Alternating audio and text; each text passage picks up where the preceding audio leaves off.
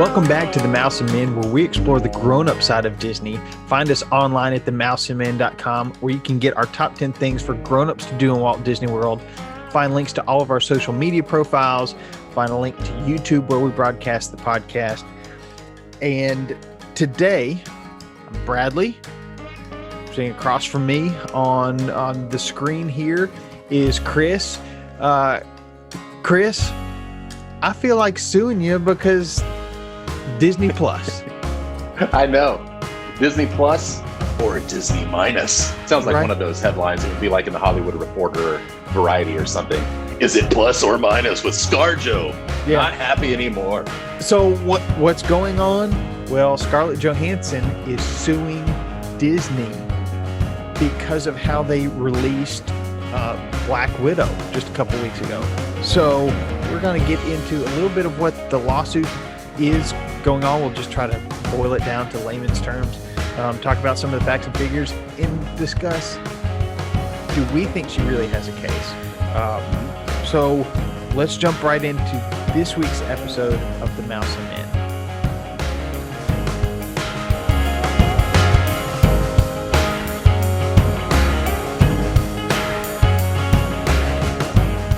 Chris, basically what I understand going on is Scarlett Johansson's suit says, hey, Disney released Black Widow that was supposed to be a theatrical release only. Exclusive, yeah. Exclusive theatrical release, yeah. They put it on Disney Plus at the same time. It seems like what they're saying is her income is based on box office numbers. I thought that all these actors had also streaming, digital download, like DVD sales, royalties built in. Yeah. Maybe it being so new that they hadn't figured out the Disney Plus side, but she's suing, saying that it's hurting the box office numbers. Yeah. Gosh, it's so disheartening when I like Scarlett Johansson. I love her character in Black Widow.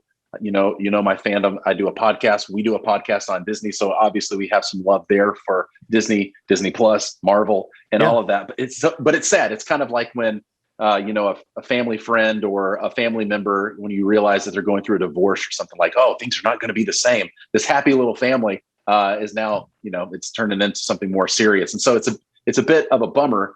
But I guess my argument so far is, without knowing more information, I'm kind of stuck on the fence of looking at both sides and seeing that, like, yes, Disney is in the role of the Goliath in this scenario, being the big corporation. And corporations are not necessarily looked at in a favorable light in this climate and culture that we currently have in our world. And we always like to fight for the little guy. I do too.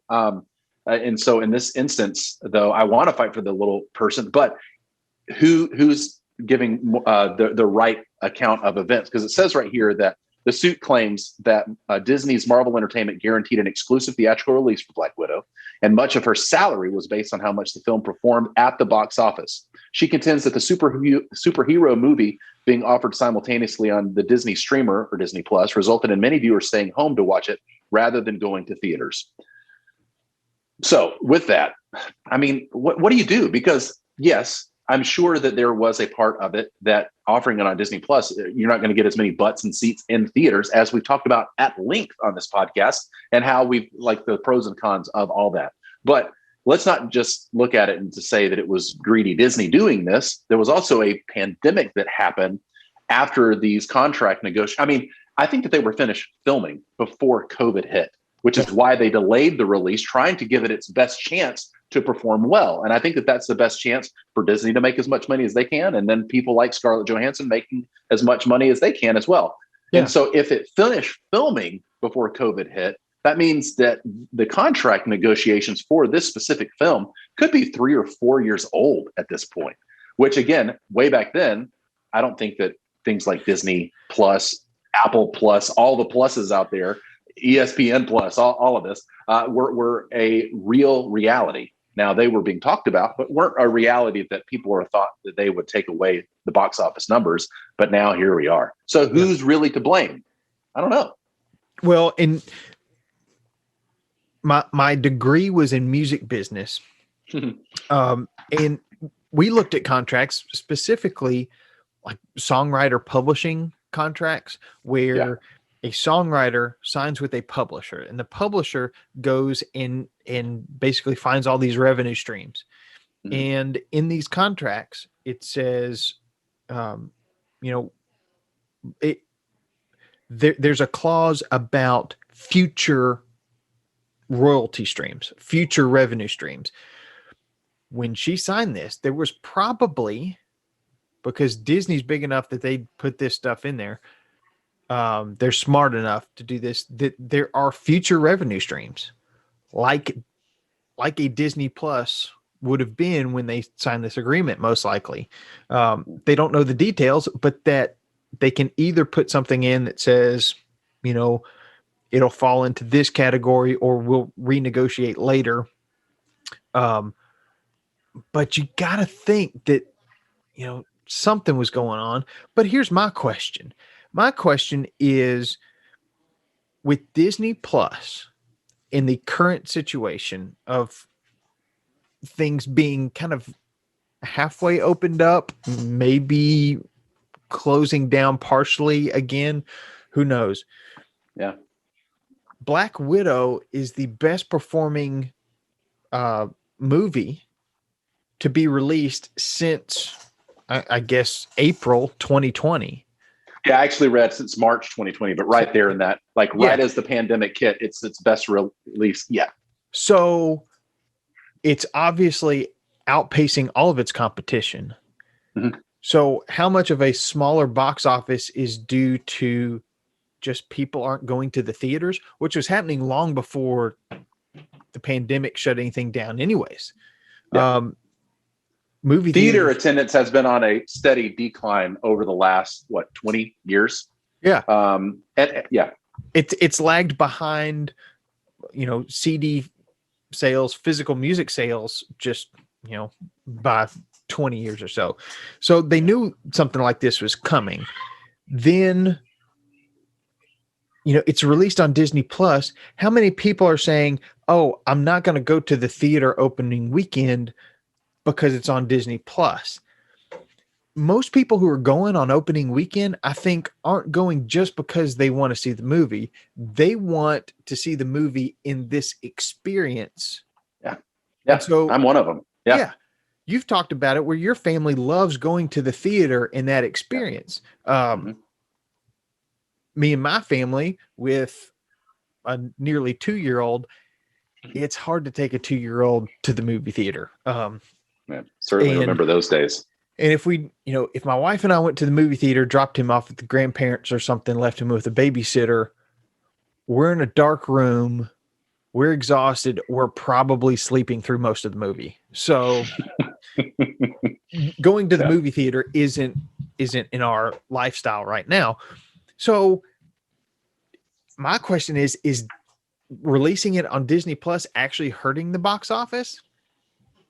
I don't think it's hurting it that much. Especially in the double whammy that, unfortunately, Black Widow and all of the people who participated in putting that movie together, that they're experiencing. So there is this new streaming world that we have to contend with. That's absolutely non-negotiable. It's happening. We're moving toward the future. And moving toward the future, corporations want to make things easier for us customers, so we will pay attention to it more, keep subscribing to it, and they can make more money.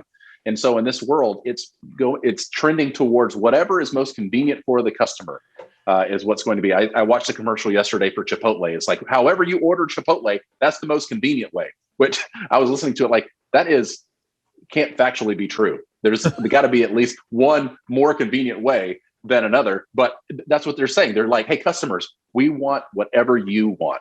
We want to give it to you in whichever way that we want. So I know that that's where the world is going, but that double whammy happens to where not only does COVID hit a year plus ago, 15, 16, 17 months ago now, COVID hits. And so that delays Black Widow.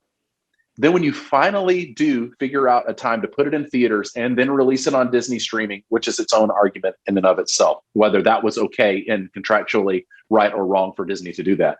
You then have this new Delta variant that pops up around the same time as people are starting to get comfortable going on vacations again, going back to the theaters, going back to restaurants, and now we're shutting things back down. So it's giving the public who had finally started to come out of their corners again another reason to like, no, go back in. It's still not safe. So it's a double whammy from a cultural perspective, from a pandemic perspective, of like act of God kind of stuff.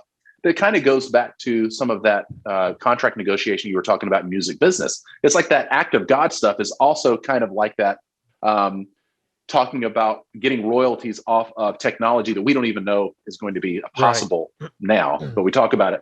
You know, it's like that's where I keep hitting a wall. Is it Disney's fault that COVID happened? No. Is it Scarlett Johansson's fault that the pandemic happened? No. Yes. But what do you do? Oh, it's not? Yeah, that was really the undercurrent of Black Widow, is that they set off the pandemic. And so who is to blame? Unfortunately for Black Widow, it is going to look on a list of here's all the Marvel Cinematic Universe movies, and here's what they made their opening weekend. It is now going to, regardless of what Shang-Chi does soon or the Eternals does, it's going to, man, I hope I pronounced that first movie right. I believe that's right. Okay. But so now moving forward, are things going to get more comfortable? Are they going to figure this out because of this lawsuit? And movies like The Eternals will eventually make more money, so it'll be more of a black eye on Black Widow. It feels like really bad timing. Yeah. And for the bad timing part, I can't really blame anybody. So then it goes back to who is telling the truth. Did Disney tell her about the streaming stuff, or did they not inform her? And she has a reason for this lawsuit. So that's, I keep coming back to riding that fence. Yeah, it's the problem is we don't have all the details. Who knows how many of those details we will get in the future, other than, you know, this will likely be settled out of court. We might have a dollar figure. I don't know. But speaking of dollar figures, according to, I believe I got this from the Hollywood Reporter, opening weekend, just opening weekend in the US box office, $80 million. The rest of the world, they said $78.8 million. So you're looking at about 158, 159. Yeah. Almost $160 million opening weekend. Granted, that's not what Marvel movies are known to get opening weekend, but current times we're doing. Look, I don't know what other countries are. I know the U.S. was opening up earlier than a lot of European countries, especially. Yeah. I don't know what kind of rules, regulations are in place overseas. Then Disney Plus released just opening weekend numbers for Disney Plus Premier Access. What did they make? They made $60 million at least. So that's pretty impressive of the power of Disney Plus.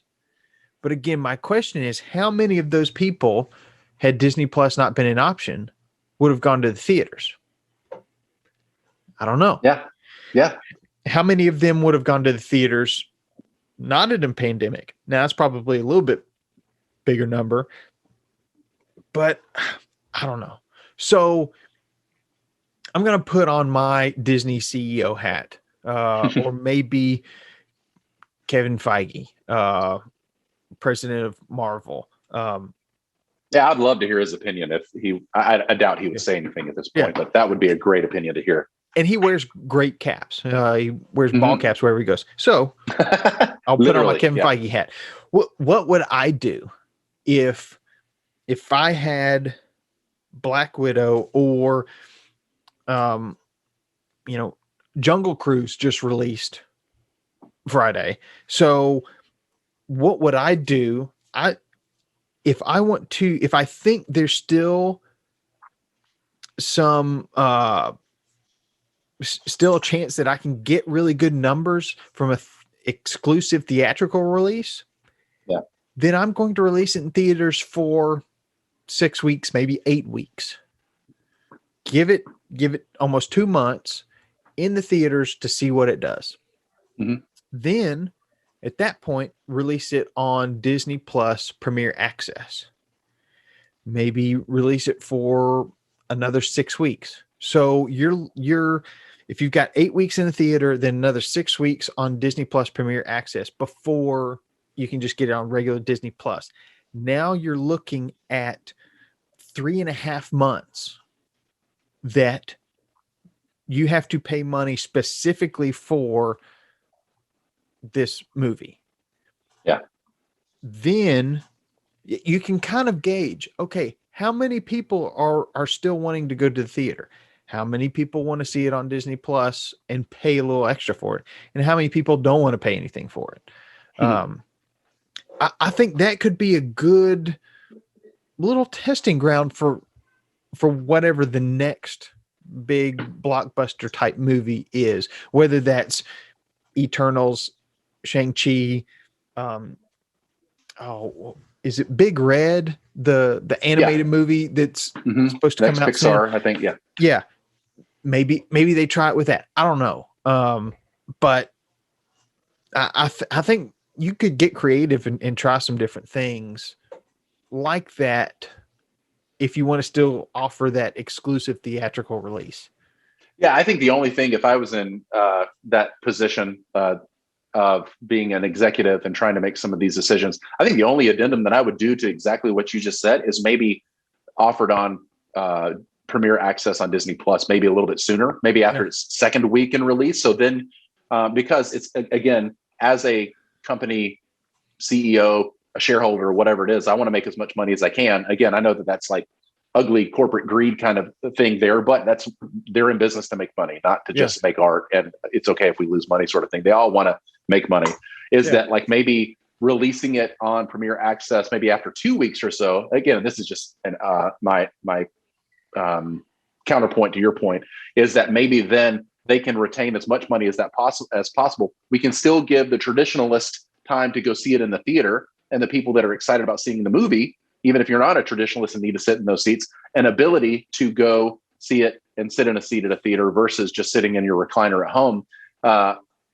But then again, if that was in place, this is still a situation where we've got this Delta variant now going around. That now, I think that I was talking to someone yesterday that said that they drove by a school and saw protesters out in front of it demanding that the students, when they start back to school here in a few weeks, they wear masks again, even if they are vaccinated. Yeah. And so we're going back to people getting scared. And so would that, even if that was in place, have helped this particular Black Widow situation? I feel like that there is going to be a BC and an AC. It's going to be before COVID and after COVID asterisks that happen in media in general. It's like, this movie was released. I mean, let's go back to the Disney World area, the overarching Disney corporation, how they released Onward over a year ago now.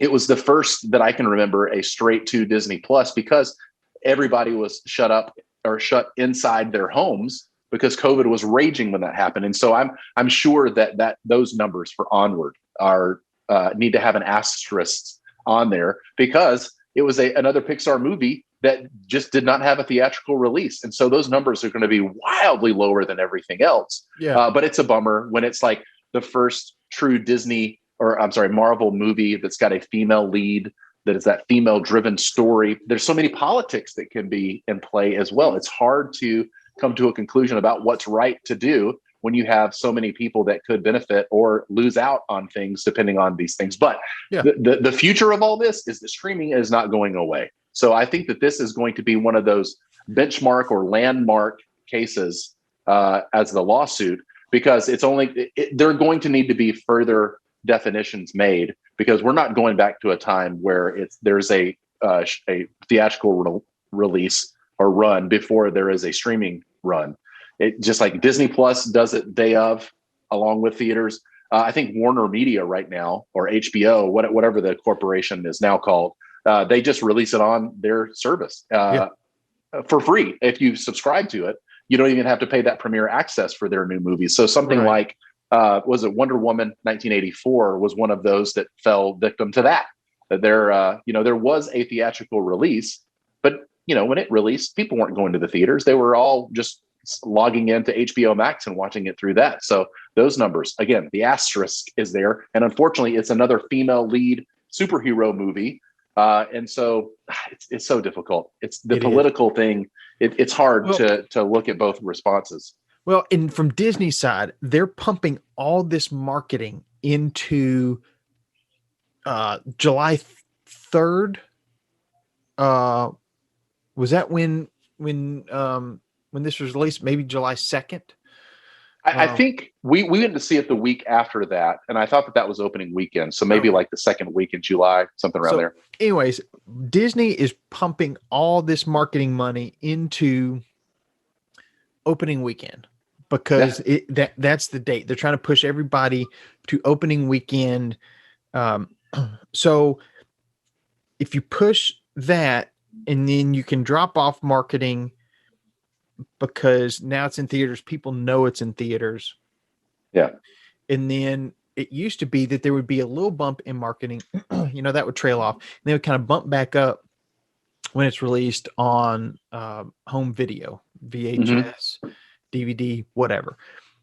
Now, in my model, they have to push for the theater release. Then they have to push for premiere access release. And then they have to push for Disney Plus release. Yours, interesting. I didn't even think about it from a marketing perspective. Yeah. Yours, it's all more condensed. And so, see, my son agrees with me. It's more condensed. And so you can kind of not have to spread that marketing out as far because, hey, just 2 weeks after theatrical release, it's on premiere access. So there's different things like that. Another thing that Disney could do is they saw bumps in subscriptions when The Mandalorian was released, when WandaVision was released. They saw a huge jump when Loki was released. So they can go and see, okay, we've had however many hundreds of thousands, millions of new subscribers in a short amount of time. How many of those in their first X number of hours of streaming streamed Loki, streamed Black Widow, streamed whatever? Then they know, okay, they likely subscribed to watch that. Yeah. Maybe that gets earmarked somehow for, kind of like sales commissions, because we had another 1 million subscribers just for Loki, then they get a bonus. I don't know. No, I like that. But we could go on and on for this conversation.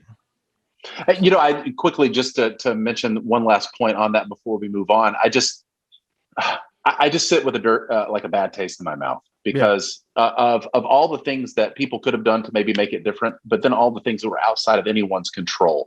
And I don't want to put the blame or the responsibility or try to relieve anybody of being upfront with this type of stuff. If Disney did not inform, then Scarlett Johansson should be compensated, at least to some degree.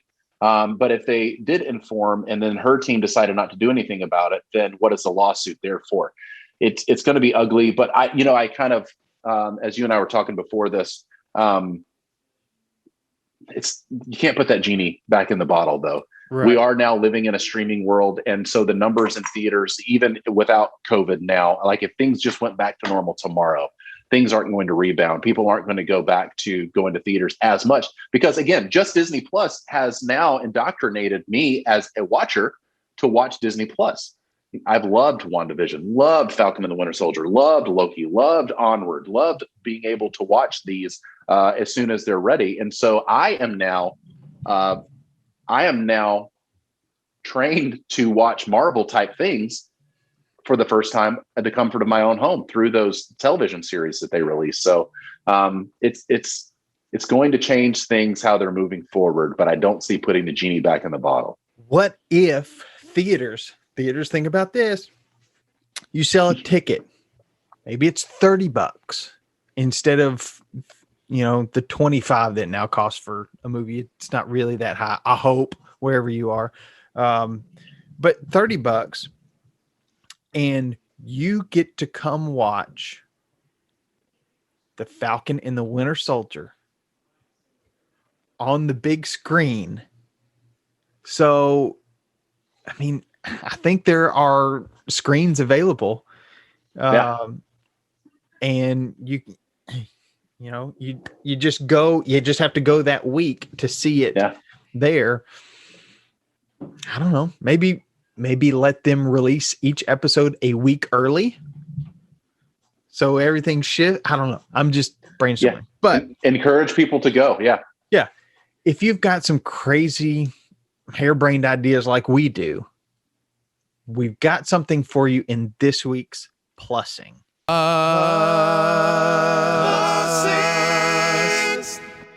So over on Facebook, if you go to the Mouse and Men page, like it, and you can join our group. It's a group for fans of the Mouse and Men podcast. It is called The Lounge for the Mouse and Men podcast.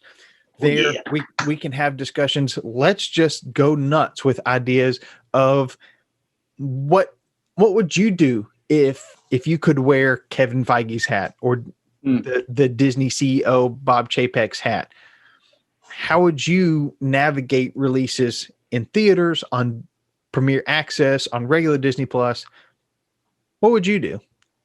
I know you've got some great ideas. Maybe there. I want to know. I want to hear. Maybe there's Kooky as my Marvel series in the theaters idea.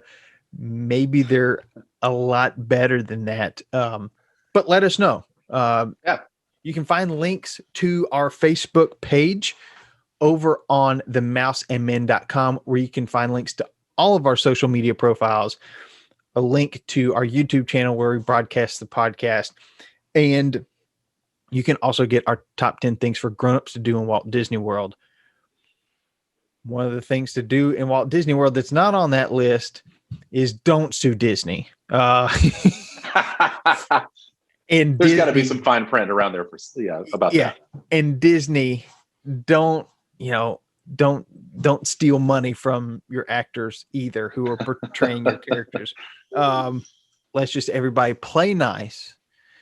But I want to encourage you, don't grow up too fast. Yeah, and if you're putting a lawsuit out there against Disney, it's a grown-up world. You're growing up quick if you're suing Disney. So if you decide, like Scarlett Johansson, to sue Disney, or you decide to not grow up too fast, you always have to remember, keep exploring, everybody.